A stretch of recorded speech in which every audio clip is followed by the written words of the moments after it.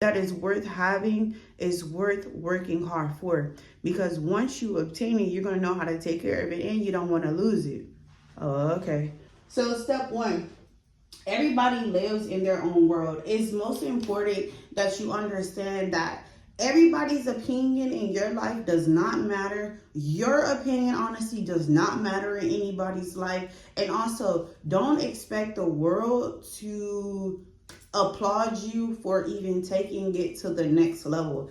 As a matter of fact, you can prepare for the word to actually give you criticism on your desired chasing or whatever you're wanting to pursue. Because don't let this video mistake you. This is individually made for whichever and whoever needs that educational value to add more to their lives. First off, abundance is attached to wisdom. Without wisdom, baby, you're not going far. So you really just want to know, like, hey, I live in my own world, but there's also 8 billion other worlds happening around me. So strategically navigating through relationships and building blocks, especially when it comes to building partnerships with others, you want to always have your mind in the frame of reference, like, hey, this is I'm as granted a life of abundance as so much as your next door neighbor. But knowing what to take from a conversation and what not to take from a conversation is strategically important. And it's also good that before you even start to ask for others' opinions, that you please reconcile within yourself first. Know what you want and know who you are first. Step 2, wisdom is God. Wisdom is the guidance, but only when applied it can be discovered. So I can tell you all day long that you need to understand, you need to figure out what you value. And once you figure out what you value, then your plan can start. Because if you value having a roof over your head, clothes on your back, and food to eat, and not having to live to paycheck every day, or not asking and begging Susan for some money, and you know Susan don't want to give you no money. First off, in this world that we live in, I feel like it's more highlighted now if you do lack funds, if you do lack money management. And also, people are not as open into helping you through financial transitions as they were prior. Things are more expensive nowadays, so you want to make sure that like, basically, when you are wanting to open yourself up to a different reality than what you have been defaulted to, you have to frame your mind, and not only in the wisdom of God, not only with what you value, but in the wisdom of God. But we're going to actually get into a deeper understanding of the wisdom of God. But yes, that's the first thing. Wisdom is God. Literally, God only operates forward. The only way forward is knowing which direction to take.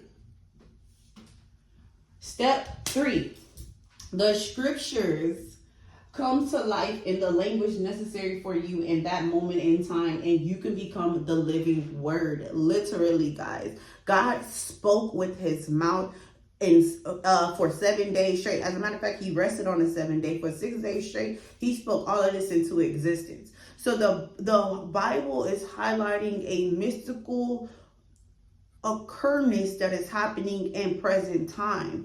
When you start to really reflect and become one with yourself, and you start to know that you start to hold, your foundation is God. And if your foundation is not God, you can go ahead and get off this video. And not to say that is anything against anybody, but that's vain to think that you are the creator and the author and creator of your life when there's no way possible. My thing is this: who do you really beg and call on?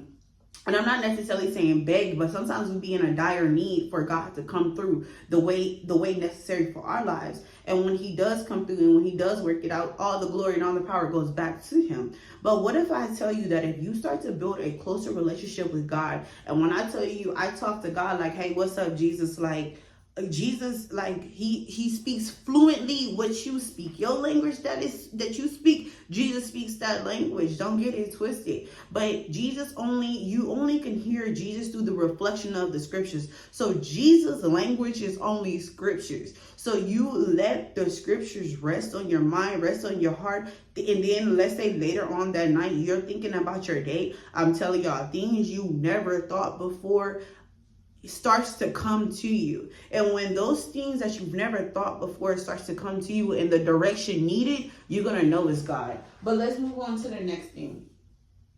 Find you an activity that soothes your brain. You need to reflect on the wisdom that has entered in. It starts to speak to you in silence. What did I just go over?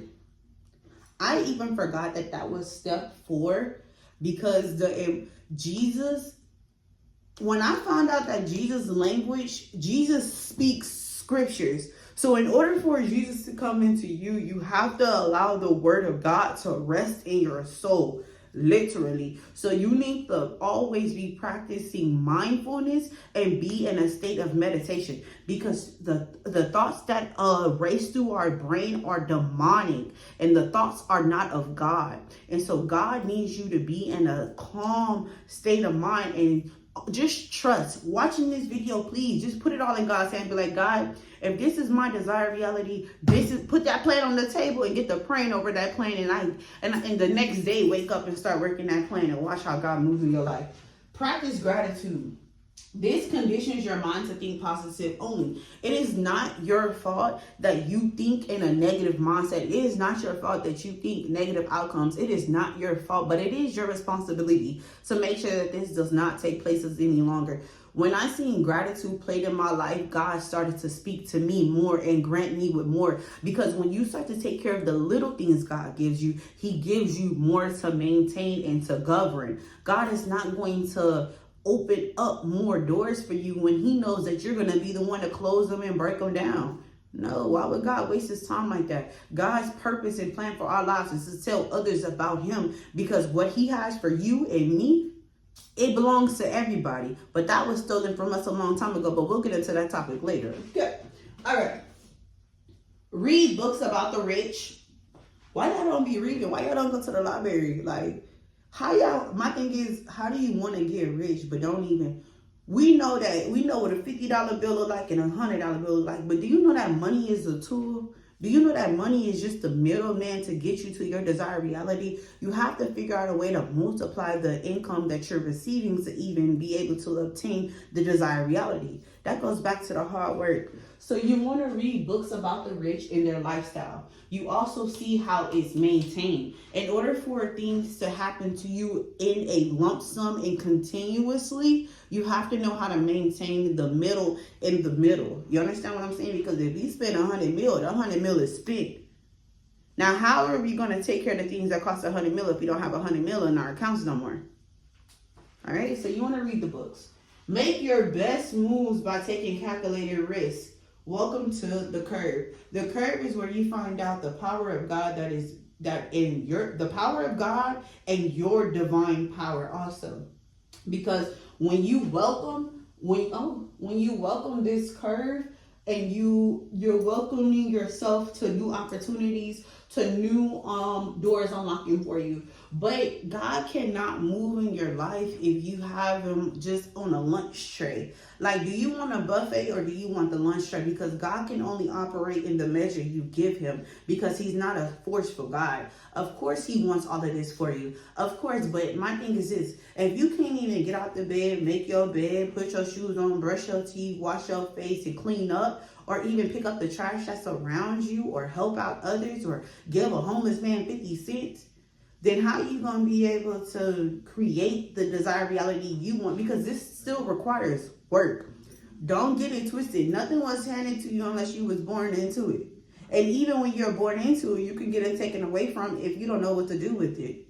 So you welcome the curve. God will also hold your hand through the curve, because opening yourself to new opportunities and more promising advances in life is not easy. So please pray and rewatch this video if you didn't take notes, and know that God has your hand. God has you, and it's actually important for you to obtain a reality that is filled with fullness and love, because that he really has for you.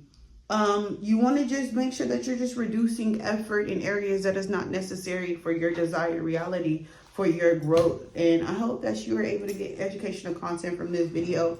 I'm not a teacher and I'm not a pastor, but I can say that we speak of the truth. Okay. Thank you. Y'all have a good one.